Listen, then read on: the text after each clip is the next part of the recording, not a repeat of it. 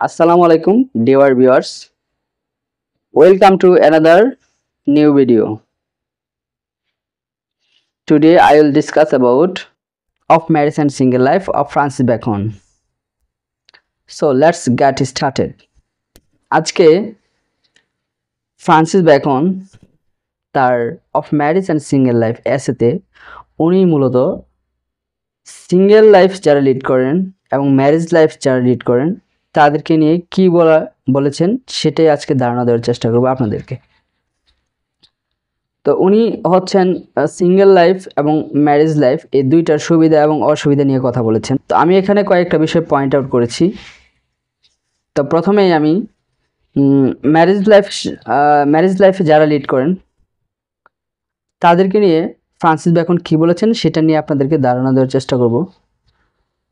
প্রথমত উনি বলেছেন যে ম্যারেজ লাইফে যারা আছেন তারা হচ্ছেন একটা প্রতিবন্ধকতার মধ্যে আছেন। প্রতিবন্ধকতাটা হলো ফ্রান্সিস বেকন মনে করেন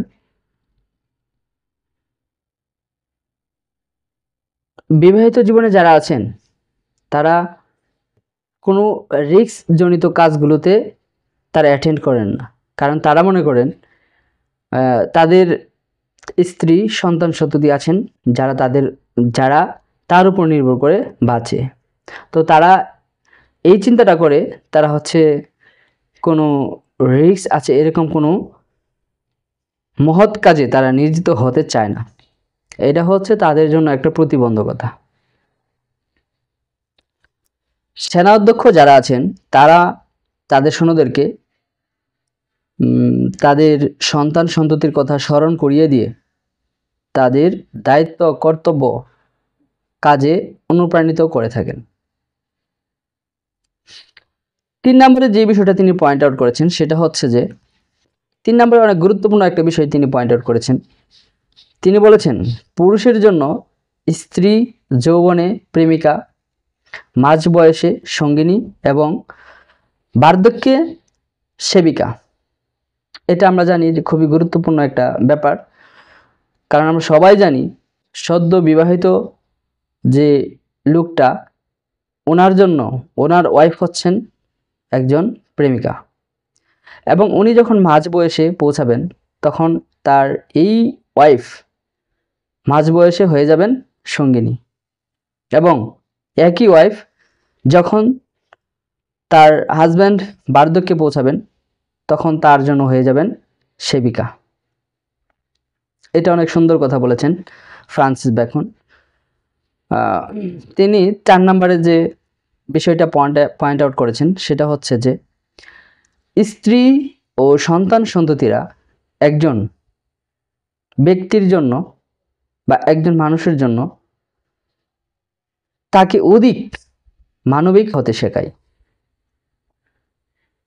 এটা মনে হয় যে উনি অনেক চরম সত্য কথা বলেছেন, কারণ একটা মানুষ যখন বিয়ে করে তখন তার মধ্যে এই গুণটা মানে অটোমেটিক চলে আসে তার মধ্যে। সো এটা অনেক সুন্দর একটা পয়েন্ট আউট করেছেন। অপরদিকে ফ্রান্সিস বেকন সিঙ্গেল লাইফ নিয়ে যেই বিষয়গুলো তিনি পয়েন্ট আউট করেছেন সেইগুলো আমি এখন তুলে ধরব। তো প্রথমেই তিনি যেই বিষয়টা পয়েন্ট আউট করেছেন সেটা হলো যে যারা সিঙ্গেল আছেন, যারা এখনও বিয়ে করেননি, তাদের মধ্যে দেখা যায় যে তারা প্রায়ই পরোপকার হয়ে থাকেন। দেখা যায় যে যখন তখন যে কারো পরোপকার করছেন, বাট মাঝে মাঝে তারা দেখা যায় যে তারা খুব বেশি মাত্রায় নিষ্ঠুর হয়ে যাচ্ছেন।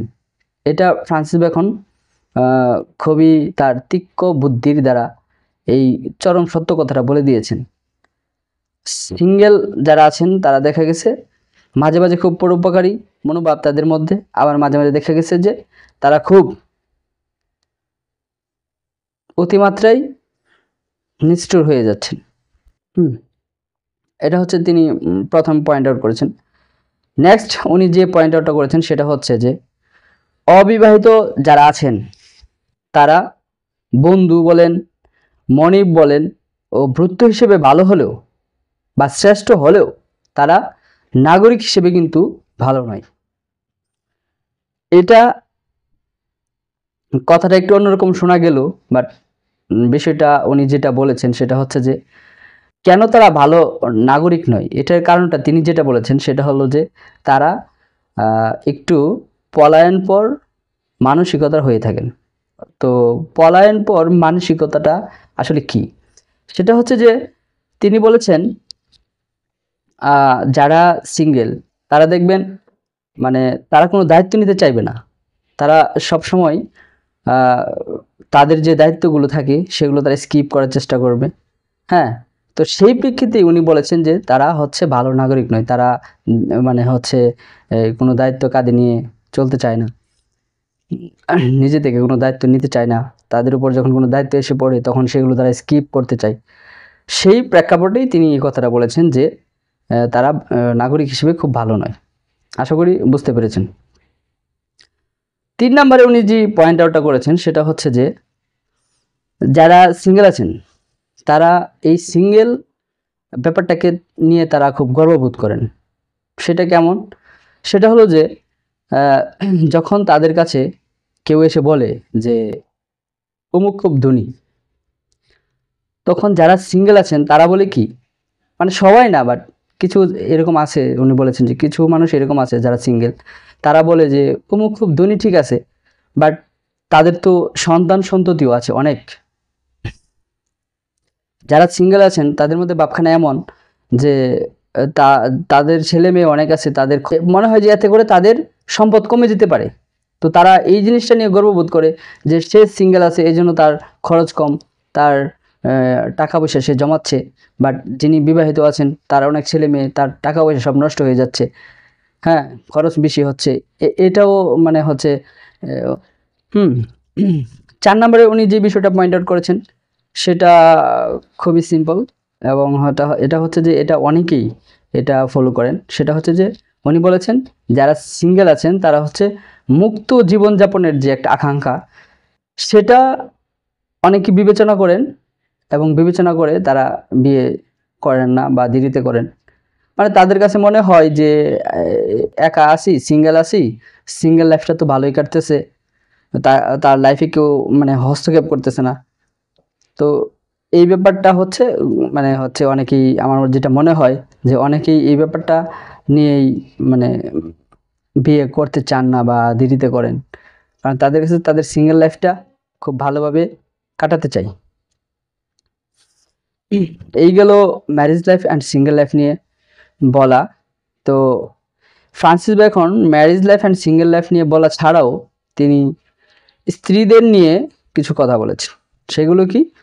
সেগুলো হলো ফ্রান্সিস বেকন স্ত্রীদের নিয়ে বলেছেন যে সতীসাধ্যী নারী যারা আছেন, যাদের মধ্যে ভার্জিনিটি আছে,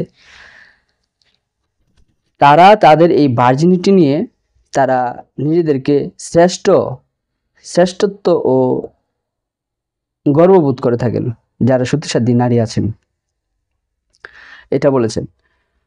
দ্বিতীয়ত উনি যেটা বলেছেন সেটা হলো অনেক সময় দেখা যায় যে খারাপ মানে খারাপ স্বামীদের মধ্যে খুবই ভালো স্ত্রী পাওয়া যায়। এটা আমরা দেখে থাকি, আমাদের সমাজেও এরকম আছে যারা যে সকল পুরুষ ব্যক্তিগতভাবে একটু অন্যরকম, দেখা গেছে যে যারা ঝগড়াটে বা হচ্ছে বিভিন্ন নেশায় আসক্ত, বাট তাদের স্ত্রীরা অনেক সময় ভালো হয়ে থাকে। এটা ফ্রান্সিস বেকনের এই কথাটা খুবই যুক্তিসঙ্গত। নেক্সট উনি যে বিষয়টা নিয়ে কথা বলেছেন সেটা আমাদের বর্তমান সময়ের সাথে খুবই যায়। সেটা হলো যে উনি বলেছেন কোনো মেয়ে যদি তার নিজ পছন্দ অনুযায়ী খারাপ বরকে বেছে নেয়, তখন সেই মেয়েটা ধরে নেয় যে তার ওয়াইফ, তার হাজবেন্ড যদি তার সাথে কোনো খারাপ ব্যবহার করে থাকেন, তাহলে সেই ব্যাপারটা নিয়ে উনি কারোর সাথে শেয়ার করতে যাবেন না, কারণ সে তার নিজের পছন্দ অনুযায়ী বেছে নিয়েছেন তার এই বরকে। এই জন্য সে কি করে, সে আপন ভুলের প্রায়শ্চিত্ত করার প্রস্তুতি নিয়ে ফেলে। এটা বর্তমান সময়ে দেখা যায় যে ছেলে মেয়েরা তাদের নিজের পছন্দ অনুযায়ী বিয়ে করে। তো ওনার আমার কাছে মনে হয়েছে যে ওনার এই কথাটা না, শুধু ওনার সবগুলো কথাই আসলে যুগোপযোগী, এবং ফ্রান্সিস বেকন আমার পছন্দের রাইটার্সদের মধ্যে একজন। সো আশা করি আপনারা সবাই ফ্রান্সিস বেকনের যে of marriage and single life যে অ্যাসেটা আছে সেটা সম্পর্কে কিছু আলোচনা করার চেষ্টা করেছি। আশা করি সবাই বুঝতে পেরেছেন। Thanks for watching the video. ধন্যবাদ সকলকে।